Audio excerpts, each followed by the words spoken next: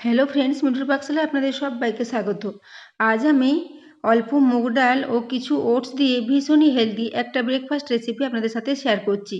এজন্য প্রথমে একটা পাত্র নিয়ে নিয়েছি, তাতে মেজারিং কাপ মেপে 1/4 কাপ পরিমাণে মুগ ডাল নিয়েছিলাম। মুগ ডালটাকে খুব ভালো করে জল বদলে ধুয়ে নিয়েছি। এরপর একটু পরিষ্কার জল দিয়ে এটাকে ঢাকা দিয়ে প্রায় 1 ঘন্টার জন্য রেখে দেবো। মুগ ডাল 1 ঘন্টার মধ্যে খুব ভালো মতো ভিজে যায়, তো এটাকে 1 ঘন্টার জন্য ঢাকা দিয়ে রেখে দিলাম। এদিকে আমি মেজারিং কাপ মেপে 1 কাপ পরিমাণে ওটস নিয়েছি। এখানে আমি স্টিল কাট ওটসের ব্যবহার করেছি, আপনারা চাইলে এখানে যে কোনো ওটসের ব্যবহার করতে পারেন।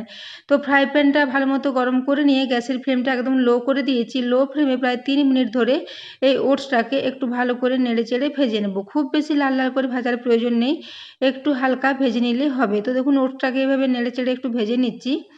তো বন্ধুরা, আজকে আমি একটা ভীষণই হেলদি ব্রেকফাস্ট রেসিপি আপনাদের সাথে শেয়ার করেছি। এই রেসিপিটা যদি আপনাদের ভালো লেগে থাকে তাহলে অবশ্যই চ্যানেলটি সাবস্ক্রাইব করে আমার পাশে থাকবেন এবং পাশে থাকা বেল আইকনটি অবশ্যই প্রেস করে রাখবেন, তাহলে আমি যে কোনো নোটিফিকেশানে ছাড়ি না কেন তা সবার আগে আপনার কাছে পৌঁছে যাবে।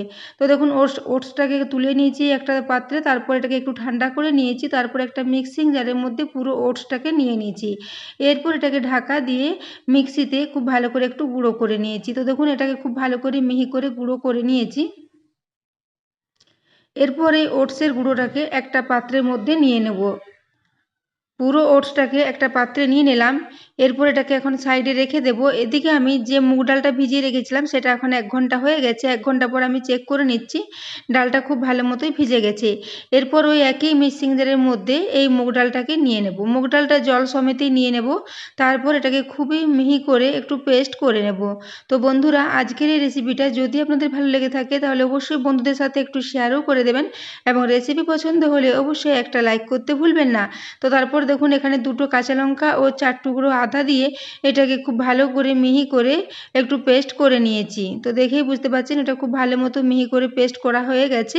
এরপর আমি যে ওটসের গুঁড়োটা করে রেখেছি সেই ওটসের ওপর এই মুগ ডালের যে পেস্টটা করেছি এটাকে নিয়ে নেব।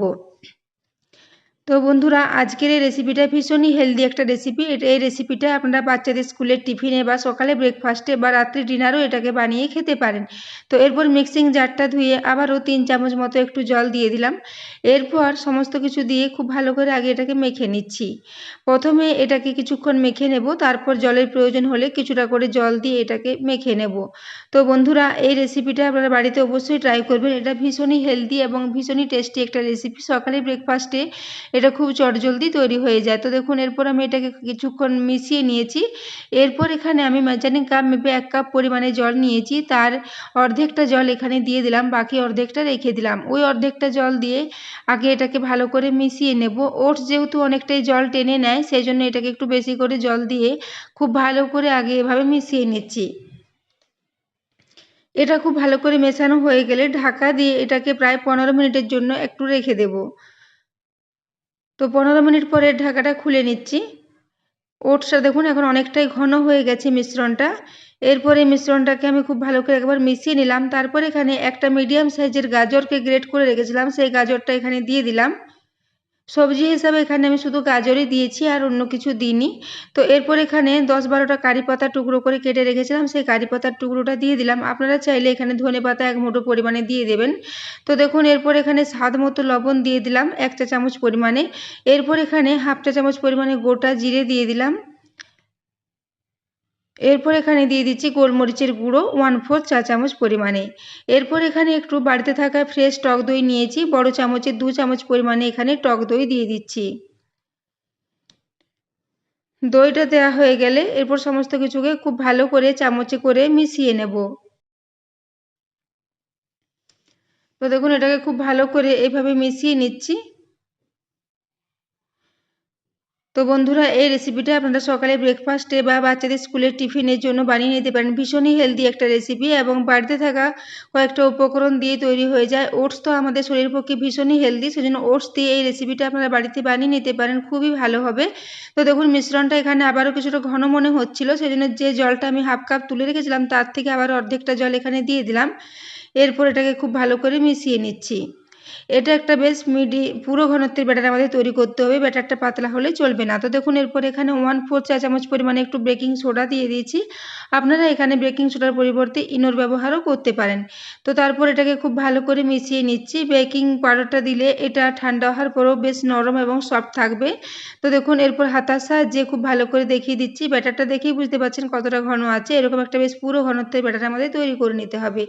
এদিকে আমি গ্যাসে একটা ফ্রাই প্যান বসিয়ে দিতে, তাতে আমি 1 চা চামচ পরিমাণে ঘি প্রথমে দিয়ে দিলাম। তারপর তাওয়ার চারিদিকে ঘিটা খুব ভালো করে মাখিয়ে নিয়েছি। তো ঘিটা মাখানোর পর এখানে 1 হাতা পরিমাণে ব্যাটার দেব। তারপরে চিলার মতো করে এটাকে মেনে নেব। তো মিডিয়াম আকারের চিলার মতো তৈরি করব এগুলোকে। খুব বেশি বড় বা খুব বেশি পাতলা করব না, মিডিয়াম আকারের এবং মিডিয়াম চিলাটা তৈরি হবে। চিলাটা খুব বেশি মোটাও হবে না, আবার খুব বেশি পাতলাও হবে না। তো দেখুন এরপর হাতার সাহায্যে এরকম করে একটু ছড়িয়ে দিলাম। গ্যাসের ফ্লেমটা আমি এই সময় মিডিয়ামে রেখেছি। মিডিয়াম ফ্লেমে এটাকে প্রায় 1.5 মিনিট মতো একটু হতে দেব। তো দেখুন 1.5 মিনিটের মধ্যে উপরটা খুব ভালো মতো শুকিয়ে এসেছে। এরপর আমি 1/2 চা চামচ পরিমাণে ঘি নিয়েছি। ঘিটা আবারও উপরে কিছুটা এইভাবে ছড়িয়ে দিচ্ছি। ঘিটা খুব ভালো করে ছড়ানো হয়ে গেলে এটাকে উল্টে দেব।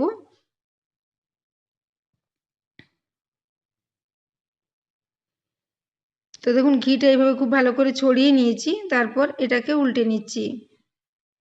তো দেখুন নিচের দিকটা খুব ভালো মতো লাল লাল করে ভাজা হয়ে গেছে।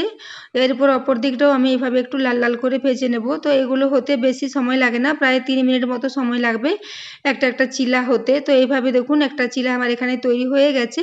এরপর দ্বিতীয় চিলাটাও আমি আপনাদের দেখিয়ে দিচ্ছি। তার জন্য এখানে দেখুন 1 চা চামচ পরিমাণে ঘি নিয়ে এখানে একটু ছড়িয়ে নিচ্ছি। তারপর এখানে কিছুটা পরিমাণে ব্যাটার আমি দিয়ে দেব।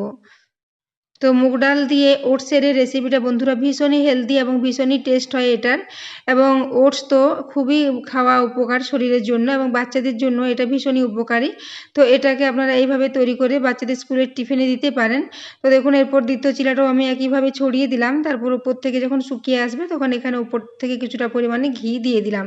আমি এখানে চিলেগুলোকে ঘি দিয়ে ভেজেছি। আপনারা চাইলে এখানে বাটার বা কোনো হেলদি কুকিং অয়েল দিয়ে এটাকে ভেজে নিতে পারেন। তো দেখুন এরপর ঘিটা দিয়ে খুব ভালো করে একটু ছড়িয়ে নিচ্ছি চারদিকটা। তো ঘিটা যখন খুব ভালো মতো ছড়ানো হয়ে যাবে এটাকে উল্টে দিয়ে অপর দিকটাও খুব 1.5 মিনিট সময় নিয়ে একটু ভেজে নেব। গ্যাসের ফ্লেমটা আমি মিডিয়ামে রেখেছি। মিডিয়াম ফ্লেমে এই একই পদ্ধতিতে আমি সমস্ত চিলাগুলোকে তৈরি করে নেব।